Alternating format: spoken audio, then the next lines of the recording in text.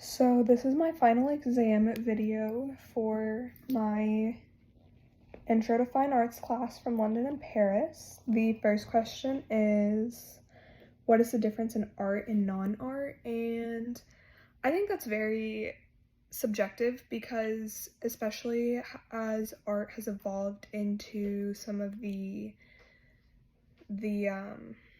contemporary and abstract, art is anything that makes you feel something, because ultimately that's an artist's goal. And so I feel like that question is different for everybody. And personally, I consider art to be something that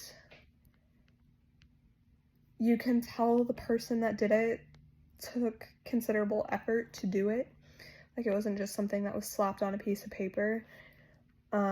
There's thought process behind it, and ultimately it evokes that feeling of emotion for somebody, whether it's me or somebody else.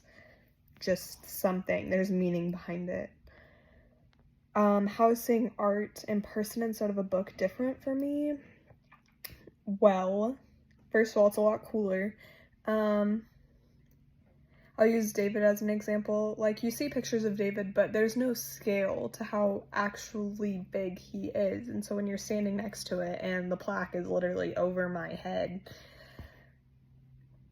because of the size, it's just, it means more and it evokes more. Because, like, pictures is an art form as well, but seeing it in person and standing there studying it, looking at the shadows, the way that it's presented in the light, that is very, very different than it being photographed in a picture or in a textbook. What do I think about people risking their lives for some of the art you've witnessed? I appreciate the fact that they would risked their lives, because I wanted to witness all of it. It's art is often used to express people's emotions, and it can be used to express, like, the discord with whatever's happening in the world. So people use it as a form of protest, and protests, as long as they're peaceful, they should be allowed. And it's really sad that people had to risk their lives for art. Like, if it's not hurting anybody, it should be fine. But whatever.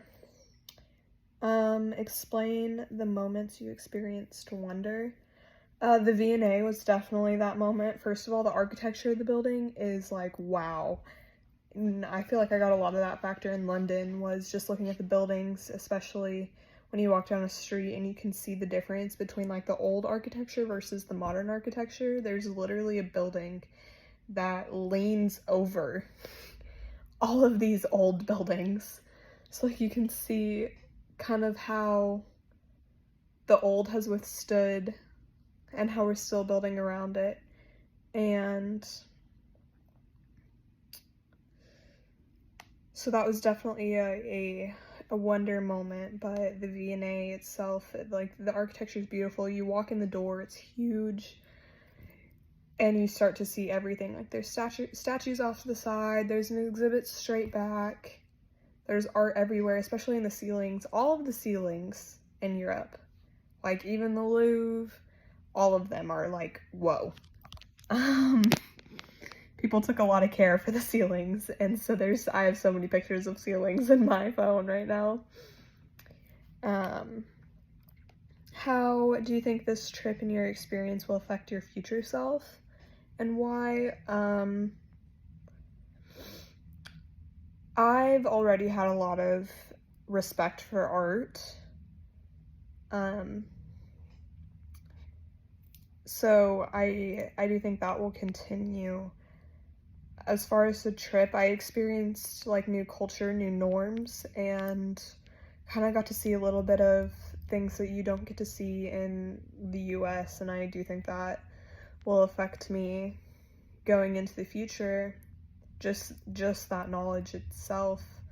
because I can relate to more people now, especially people coming over from Europe or people going to Europe. Like, that's a conversation starter. So that will definitely help in like building connections. So yeah, that's it. Thank you.